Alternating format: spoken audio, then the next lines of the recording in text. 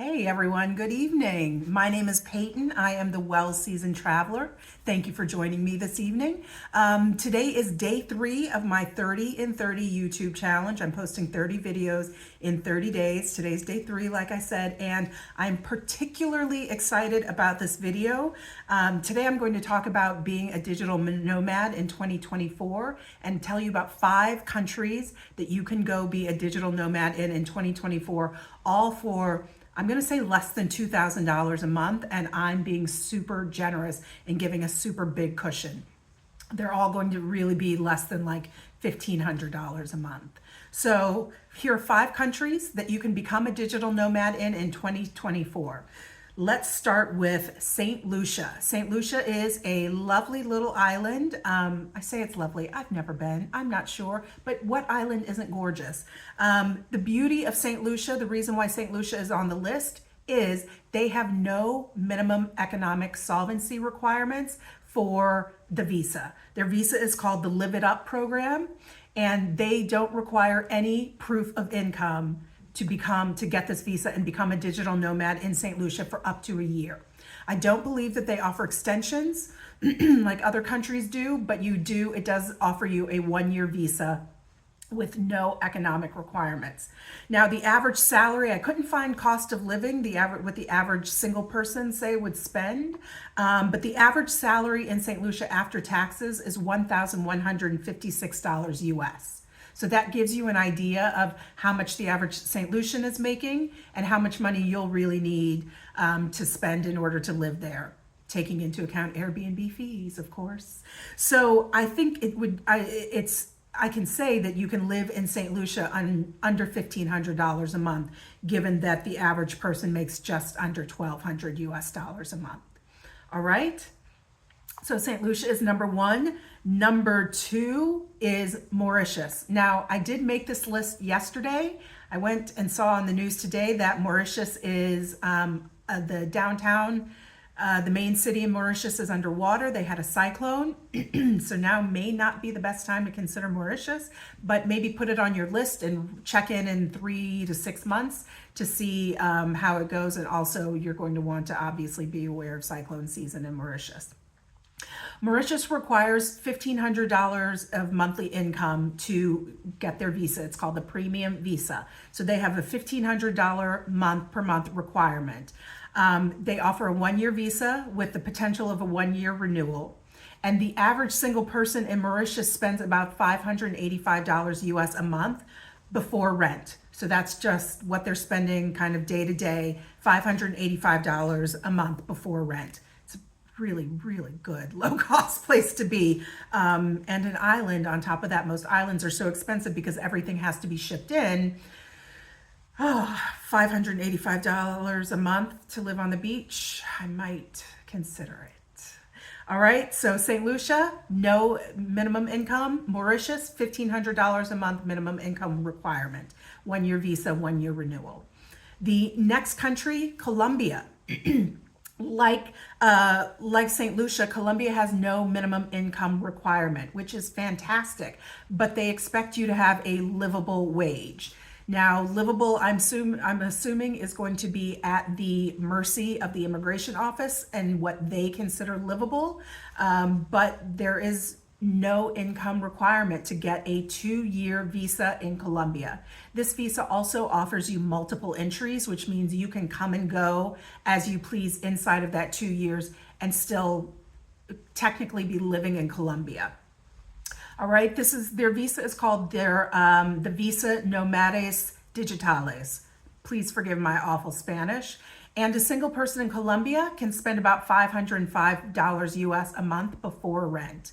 I was in Colombia at the beginning of 2023, so the beginning of last year, and I remember looking and seeing rents were around $400.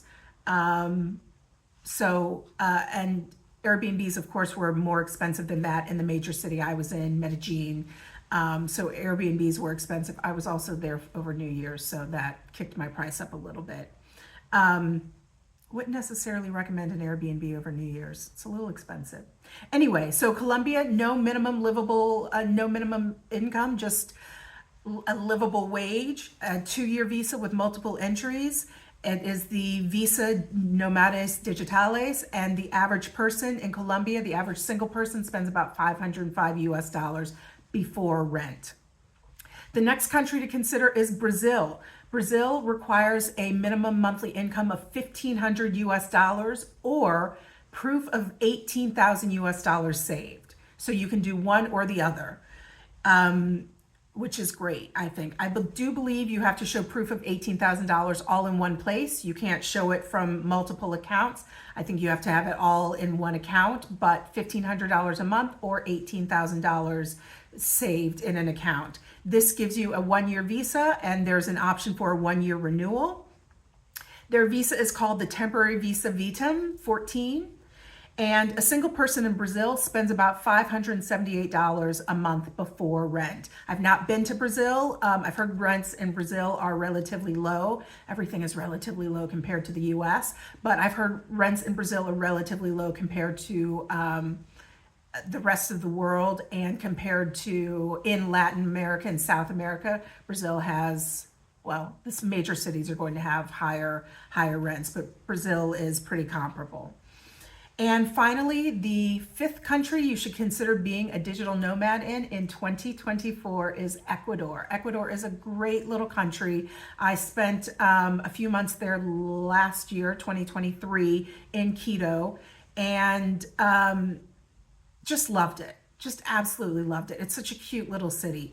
So the average person, or I'm sorry, Ecuador requires a $1,500 a month in rent, in income, or $18,000 saved, just like Brazil. Ecuador and Brazil have the same the same requirements.